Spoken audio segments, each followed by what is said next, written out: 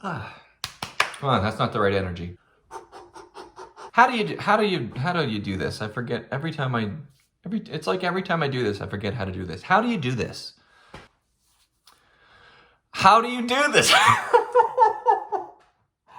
Oh, how do you start? It's always so weird to start these things. Hey everybody, it's Rick. It's nice to see you after such a long absence, but 2020 strikes again. I just finished being interviewed for a podcast talking about this booktube channel, and I kind of realized while I was having the conversation, I haven't made a video in like 2 months, so I should probably do that. Luckily, I've been recently prodded by Leo from A Little Book Life with a tag video, so nice, easy way to get back into the flow of things. So first of all, thank you so much, Leo, for tagging me. It's always so nice to be tagged in these videos.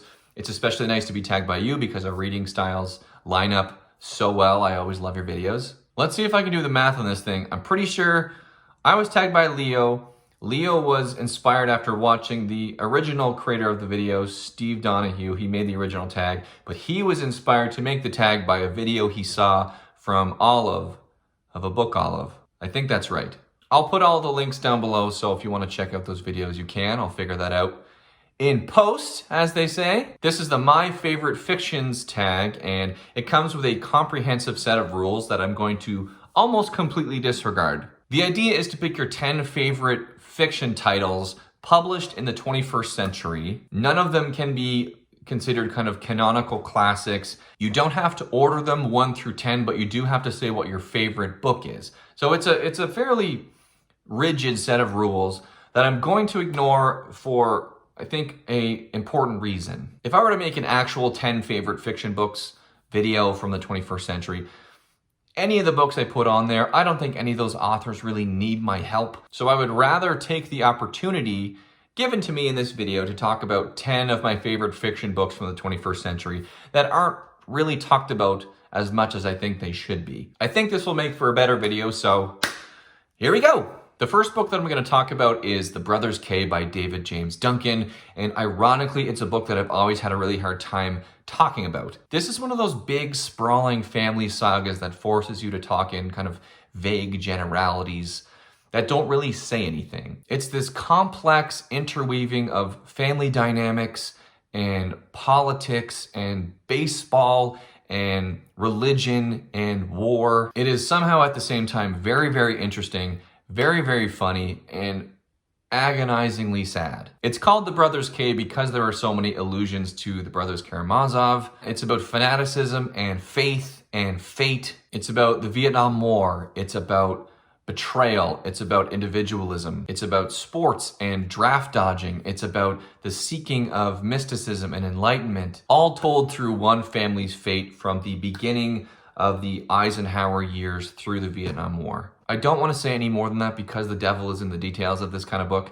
Just read it, it's fantastic. Next is a book that I don't think exists on BookTube in any way, and that is Next Year for Sure by Zoe Lee Peterson. This is a book about a couple who decides to experiment with an open relationship, and it really causes them to redefine everything they thought about what love means. This is such a wonderful portrait of a relationship told from both sides. This book is full of empathy, it's so beautiful, and it's just this tragically honest look at this relationship that's been pushed to the brink, and they just start to do things that feel desperate, and we get to see what happens. This book is really poignant, but it's also really entertaining. But what I love about Next Year for Sure is that it's a book about relationships and how they require transformation over the years. And obviously this is going to be the extreme version of a transformation for a lot of people. And it really explores this idea of being in a long-term relationship where you will grow and they will grow, and not necessarily are you going to be growing in the same directions or at the same speed. And you have to just deal with that and figure it out. Next up, we have We Are Not Ourselves by Matthew Thomas. And this is a book that I tend to recommend to people that liked A Little Life by Hanya Yanagihara. Not because the book is really anything like that book. I just think someone who liked A Little Life would also really like We Are Not Ourselves. I think this is for readers who love great characterization and masterful prose. This is a book that follows a multi-generational Irish-American family over the course of many, many years. And it's so beautiful, but it's so sad. So keep that in mind. In a lot of ways, I think it's kind of what the great American novel has become. It's about this Leary family who is constantly being pushed to want more and get more and chase and chase and chase. A better job, a bigger house, more friends, better friends, and just desperately trying to hold your family together with this oppressive reality that's been placed upon you. I love it because it's just such a great reminder that life is more than wins and losses, and it's about who you love and how you love and who has loved you. Next, we have The Golden Mean by Annabelle Lyon. This is one of my favorite Canlit titles of the last ever. This tells the story of the relationship between Alexander the Great and Aristotle, who was his teacher when he was young. And I would recommend it to anybody who has any interest in that dynamic. It's just so fascinating to me to see two characters like this, two larger than life, historically giant characters and people kind of crash into each other and see how that works out. I especially love Lyon's just no holds barred take on this story. She doesn't sugarcoat the flaws of Aristotle and Alexander. If anything, this book highlights them. On the one hand, you have Aristotle, who seems to be a bipolar instructor, perhaps a little bit too resolute and steadfast in his own proficiencies. And on the other hand, you have Alexander, a brilliant but incredibly arrogant student who is prone to both fawning and petulance. Neither of these men are perfect. They're, in fact, very far from it. But what's so special about this relationship is how they learn to bring the best out of one another. This is one of the few books I've ever read where I closed it and thought, this book was way, way, way too short. It's about 300 pages, and I think it should have been at least twice that. It goes by really quickly because you're going to turn the pages as fast as you possibly can. It's that good.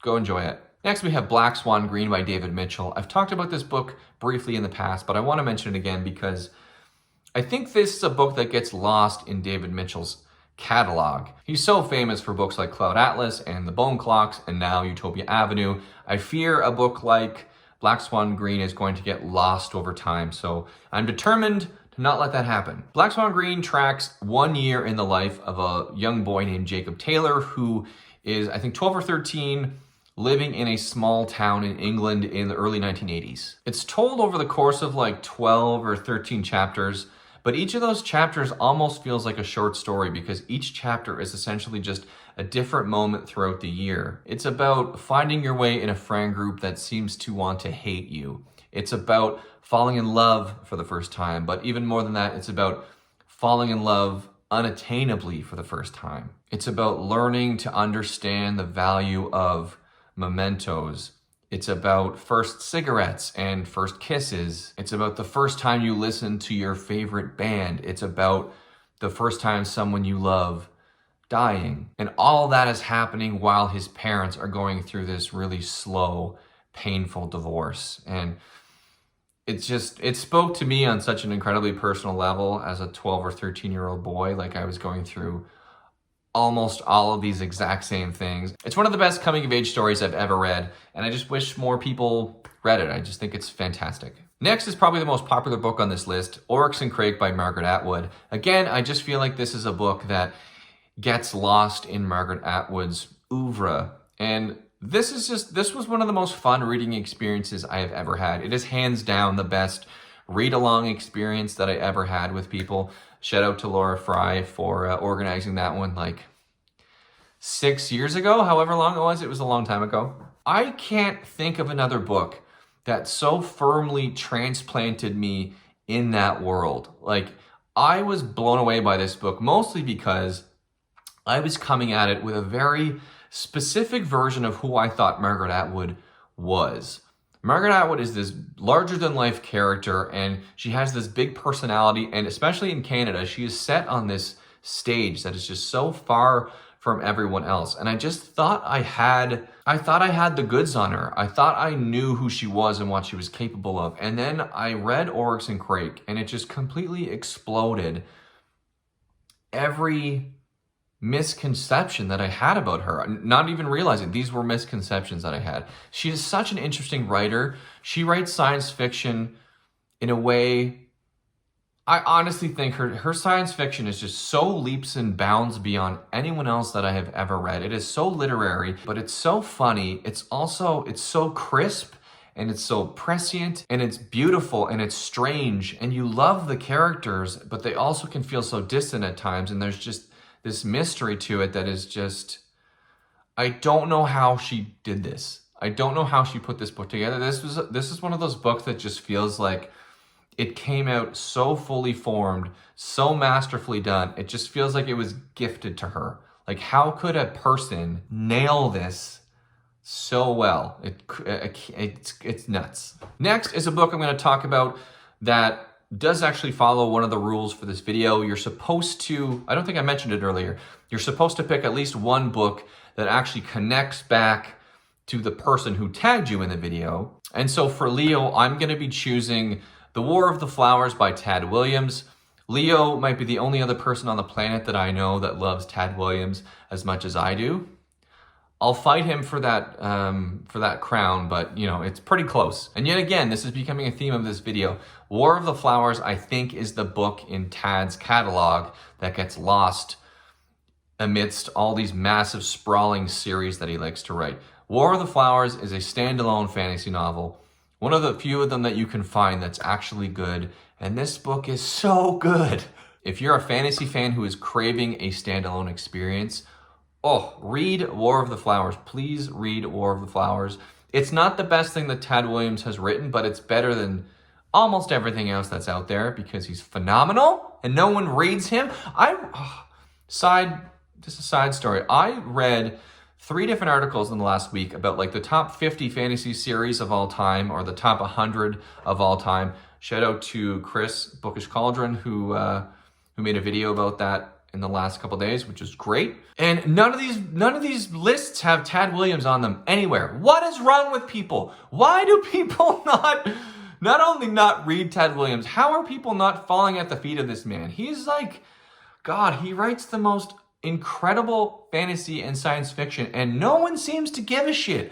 I don't understand it. I'm not even going to talk about the specifics of this book anymore because like this is now just about me talking to you about Tad Williams and how you don't read him and it's stupid and why don't you? And I just want to scream at you. Okay, that might have been too much, but my point stands. Okay? Read War of the Flowers, read The Dragonbone Chair, read Shadow March, read Otherland. Read Tail Chaser Song, for crying out loud. Read anything you can get a hold of from this man. He is the king. He's the one who made George R. R. Martin write A Song of Ice and Fire.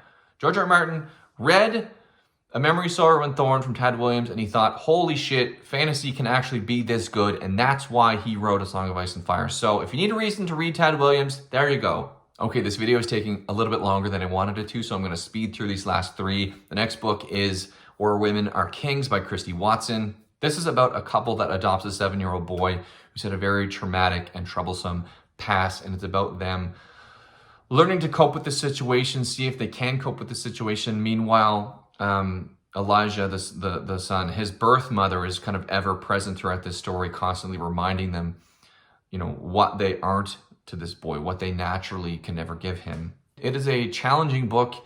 It is beautiful, but I think it will also leave you very fragile, especially if you have children. It has one of the most like, I need to drop this book and go take a walk moments of any book that I've ever read. It just like, I couldn't believe Watson did a certain thing in this story. It just completely flabbergasted me in an amazing storytelling kind of way, but it was like, it was a lot to try to deal with, but so glad that I read this book, so glad that I had the opportunity to confront something like this and deal with something like this, and yeah, I would recommend it wholeheartedly with the caveat, there's some kind of trauma stuff that if you have any issues with, I would take a look at, try to dive into a little bit before you actually go out and start reading the book. Next, we have a book called Carter Beats the Devil by Glenn David Gould. This is a book that takes place in the early 20th century about the magician the artist Charles Carter, who gets accused of killing the president when he takes him on stage and performs a magic trick with him, and the president disappears. So Carter is then on the run from the authorities when they think he's killed the most important person in the world at the time. This is such a wonderful novel because it's about a time when magic still seemed possible to people. You could go and watch a magic show and not entirely understand what was going on in front of you, to the point where you're like, this has to be real. There's no way he could do a trick and pull this off. There's such pageantry to the novel. It's this wonderful historical fiction at the same time. It's a lot of fun. It is funny at the same time, and it's also this kind of caper, all kind of rolled into one. It's phenomenal. It's really, really good. And I don't think I know anyone who's read it. Finally, I want to talk about Fire Sermon by Jamie Quattro. This is a book that I think is a little more known on BookTube. It was up for the BookTube prize, or at least in the running last year, so I think it got a little bit of buzz that way.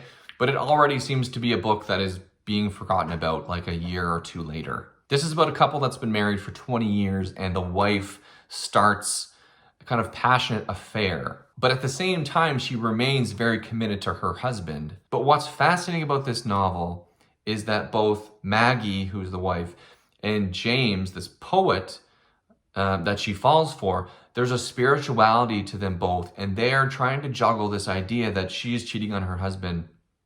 And they're both kind of cheating on their spiritual values and how they weigh all this out. So it ends up being this really emotionally charged bond that really plays with the concepts of loyalty and morality. It's one of the most interesting looks at desire that I've read in the last couple of years, for sure. So there we go. I finally finished a video. It's the first video that I finished in like 2 months.